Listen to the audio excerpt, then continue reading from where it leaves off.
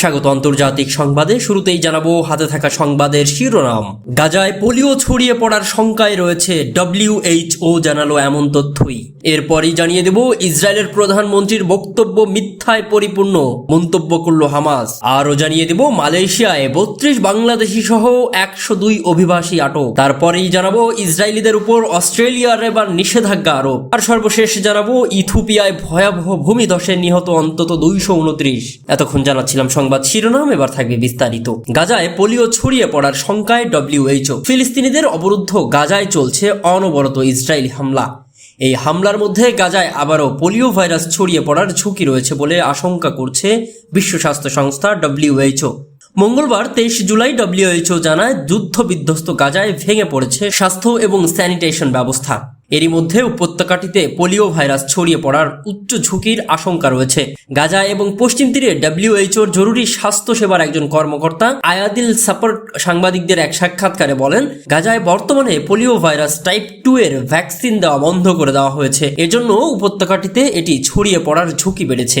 এ সময় তিনি গাজায় পোলিও ভাইরাস ছড়িয়ে পড়ার পেছনে ভ্যাকসিনের পাশাপাশি পানির স্যানিটেশনের অভাবকেই দায়ী করেন। তিনি বলেন, এই ভাইরাস কেবল গাজায় নয়, বরং সারা বিশ্বে ছড়িয়ে পড়ার ঝুঁকি রয়েছে। ইতোমধ্যেই বৃহস্পতিবার 25 জুলাই WHO এবং ইউনিসেফের কর্মীরা গাজাবাসীদের মধ্যে পোলিও প্রকোপ পরীক্ষা নিরীক্ষা করতে নমুনা সংগ্রহ করছেন।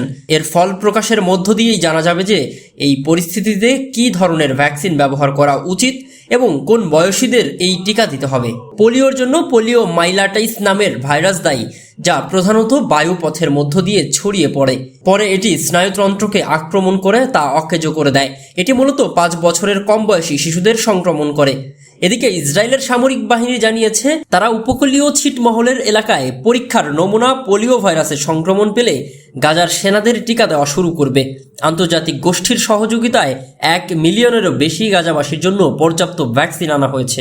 এদিকে ইসরায়েলের প্রধানমন্ত্রীর বক্তব্য মিথ্যায় পরিপূর্ণ, এমন মন্তব্য করল হামাস। ইহুদিবাদী ইসরায়েলের প্রধানমন্ত্রী বেনিয়ামিন নেতানিয়াহু শুধু যুদ্ধাপরাধী নন, তিনি একই সঙ্গে একজন মিথ্যাবাদীও বলেছেন যুক্তরাষ্ট্রের শীর্ষ পর্যায়ের সিনেটর বার্নি স্যান্ডার্স। বৃহস্পতিবার মার্কিন কংগ্রেসের নেতানিয়াহু দেওয়া ভাষণের ব্যাপারে প্রতিক্রিয়া জানাতে গিয়ে বার্নি স্যান্ডার্স কথা বলেন। স্যান্ডার্স বলেছেন, নেতানিয়াহু একজন যুদ্ধাপরাধী। গাজা যুদ্ধ অবসানের জন্য আমাদের সবকিছু করতে হবে এবং সেখানে সাধারণ মানুষের দুর্ভোগ দুর্দশা দূর করার জন্য পর্যাপ্ত পরিমাণের মানবিক ত্রাণ সহায়তা পাঠাতে হবে। সামাজিক মাধ্যম এক্স পেজে দেওয়া এক পোস্টে স্যান্ডার্স এসব কথা বলেন। মার্কিন এই সিনেটর আরও বলেছেন, ইসরায়েলিরা নেতানিয়াহুর পদত্যাগ চায়।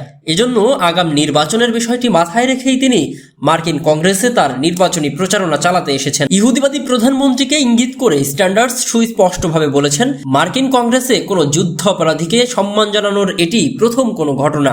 এর আগেও স্পষ্টবাদী স্যান্ডার্স বহুবার ইসরায়েলের যুদ্ধাবাজ প্রধানমন্ত্রী নেতানিয়াহুর বিরুদ্ধে বিবৃতি দিয়েছেন।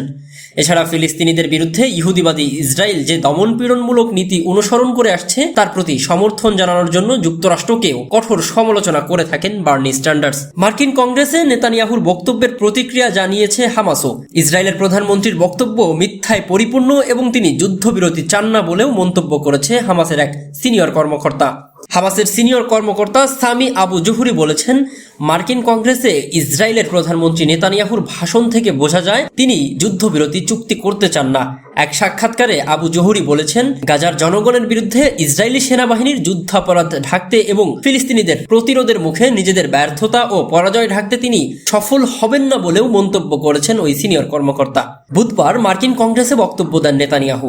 ভাষণে ইরানকে মোকাবেলায় মধ্যপ্রাচ্যে একটি নিরাপত্তা জোট গঠনের প্রয়োজনীয়তার কথাও বলেন তিনি। এর প্রেক্ষিতে আবু জহুরি বলেছেন, ইসরায়েলের সঙ্গে যে কোনো দলের জোট হবে শহীদের রক্তের সঙ্গে বিশ্বাসঘাতকতা। ফিলিস্তিনে অবরুদ্ধ গাজায় ইসরায়েলি হামলায় নিহতের সংখ্যা 39,000 ছাড়িয়েছে। 7 অক্টোবরের পর থেকে চলমান এই হামলায় আহত হয়েছে 90,000-এর বেশি ফিলিস্তিনি। এদিকে মালয়েশিয়ায় 32 বাংলাদেশি সহ 102 অভিবাসী আটক। মালয়েশিয়ার নেগেরি সেম্বিলানে 32 বাংলাদেশি সহ 102 অভিবাসীকে আটক করেছে দেশটির অভিবাসন বিভাগ। বুধবার 24 জুলাই এক প্রতিবেদনে এই তথ্য জানায় টিভি তিকার। দেশটির অভিবাসন বিভাগ জানায়, মঙ্গলবার 23 জুলাই স্থানীয় সময় সকাল 9:30 থেকে বুধবার 24 জুলাই ভোর 4টা পর্যন্ত অভিযান চালিয়ে এসব অভিবাসীদের আটক করা হয়। এ সময় বিভিন্ন প্রকল্প, বিনোদন কেন্দ্র, ব্যবসা প্রতিষ্ঠান ও খাবারের দোকান সহ মোট 18টি স্থানে অভিযান চালানো হয়। নেগিরি সেম্বিলান ইমিগ্রেশনের পরিচালক কেনিথ স্তান আই কিয়াং বলেন, পাশের অপব্যবহার এবং বৈধ নথি না থাকায় বিশেষ অভিবাসন বিভাগের স্থানীয়রা অভিযোগ করে। পরে প্রাথমিক তথ্যের ভিত্তিতে এই অভিযানে মোট 127 জনের কাগজপত্র পরীক্ষা করা হয়। এদের মধ্যে 102 জন অভিবাসীকে আটক করা হয়, যাদের বয়স 17 থেকে 55 বছর। আটককৃতদের মধ্যে বাংলাদেশি 32, ইন্দোনেশিয়ান 26, পাকিস্তানি 5, মায়ানমার 1, ভারতীয় 5, চীনা 15 আর 8 জন থাইল্যান্ডের নাগরিক রয়েছে। কেনিথ আরও বলেন, আটককৃতদের বিষয়ে আরও তদন্তের জন্য তাদের নেগেরি সেম্বিলেনের লেঙ্গেং ইমিগ্রেশন ডিপোতে রাখা হয়েছে। এদিকে ইসরায়েলিদের উপর অস্ট্রেলিয়ার নিষেধাজ্ঞা আরোপ। ফিলিস্তিনের অধিকৃত অঞ্চল ওয়েস্ট ব্যাংক দখল করে জোরপূর্বক বসতি স্থাপন করেছে ইসরায়েল। শুধু তাই নয়, ফিলিস্তিনিদের মারধর, যৌন নিপীড়ন ও নির্যাতন চালিয়েছে ইসরায়েল, যার জেরেই এবার সহিংসতায় জড়িত কিছু ইসরায়েলির উপর নিষেধাজ্ঞা দিয়েছে অস্ট্রেলিয়া সরকার। বৃহস্পতিবার একটা বিবৃতিতে 7 ইসরায়েলি ও একটি যুবদলকে আর্থিক ও ভ্রমণ নিষেধাজ্ঞার বিষয়টি নিশ্চিত করে দেশটির পররাষ্ট্রমন্ত্রী পেনিং ওয়াং। ফিলিস্তিনিদের উপর সহিংস হামলায় অংশ নেওয়াদের নিষেধাজ্ঞা দিয়ে ওয়াং বলেন, ইসরায়েলের আক্রমণের মধ্যে রয়েছে ফিলিস্তিনিদের মারধর, যৌন নিপীড়ন এবং নির্যাতন, যার ফলে তারা গুরুতর আহত হয় এবং কিছু ক্ষেত্রে মৃত্যু হয়। এর সঙ্গে জড়িত একটি ইসরায়েলি যুবগোষ্ঠী যারা ফিলিস্তিনি সম্প্রদায়ের বিরুদ্ধে সহিংসতা, উস্কানি ও অপরাধমূলক কাজের জন্য দায়ী। এই বিষয়ে ওয়াং আরও বলেন, ক্যানবেরা দৃঢ় এবং ধারাবাহিকভাবে বলেছে যে অধিকৃত ফিলিস্তিনি অঞ্চলে ইসরায়েলি বসতি আন্তর্জাতিক আইনের অধীনে অবৈধ।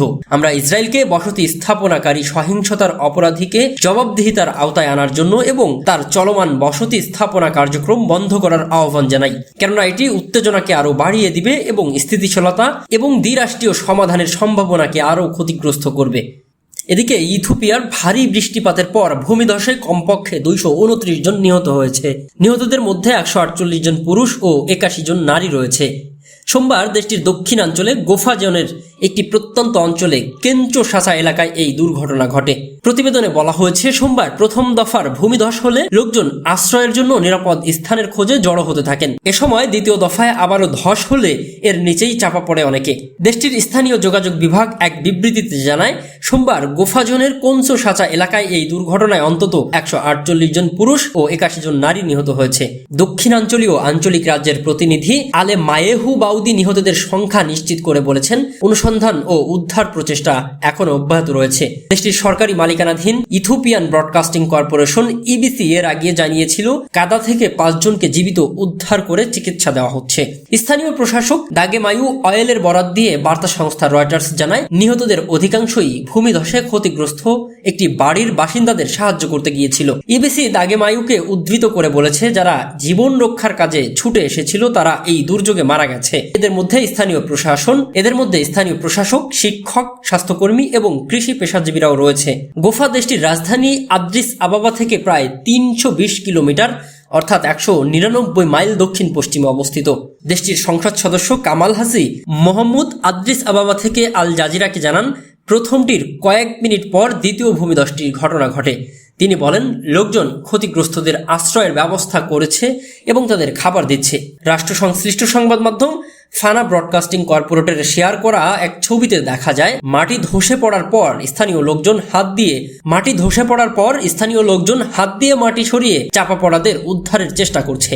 জাতিসংঘ জানায়, এপ্রিল থেকে মে মাসের মধ্যে স্বল্প মৌসুমী বৃষ্টিপাতের কারণে দেশটির এই রাজ্যে বন্যা ও গণবাস্তুচ্যুতের ঘটনা ঘটেছে। বন্যায় বিভিন্ন অঞ্চলে 19,000-এরও বেশি মানুষ ক্ষতিগ্রস্ত হয়েছে, 1,000-এরও বেশি মানুষ বাস্তুচ্যুত হয়েছে এবং জীবিকা ও অবকাঠামোরও ক্ষতি হয়েছে।